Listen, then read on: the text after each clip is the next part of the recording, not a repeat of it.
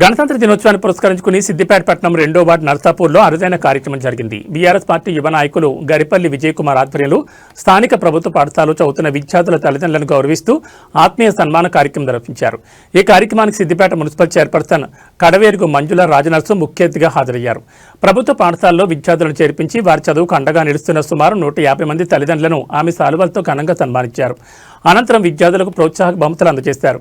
ఈ సందర్భంగా చైర్పర్సన్ మాట్లాడుతూ విద్యార్థుల భవిష్యత్తుకు పునాది వేసేది తల్లిదండ్రులే అని, వారిని సన్మానించడం అభినందనీయమని కొనియాడారు. ప్రభుత్వ పాఠశాలలో నాణ్యమైన విద్య అందుతోందని, విద్యార్థులు ఈ అవకాశాన్ని ఉపయోగించుకోవాలని సూచించారు.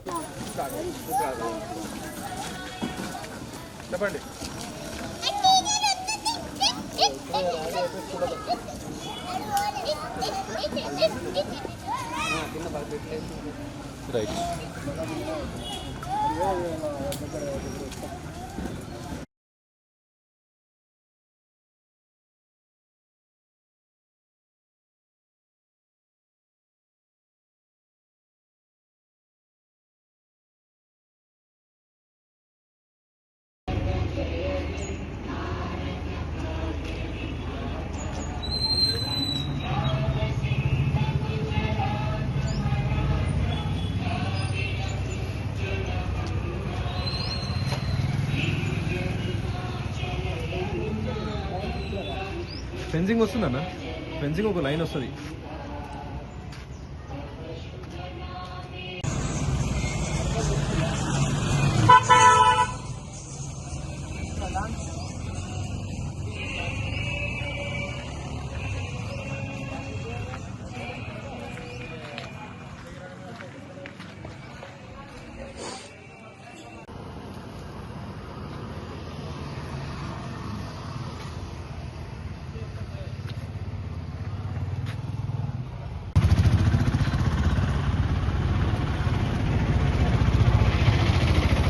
గొడవ మొత్తం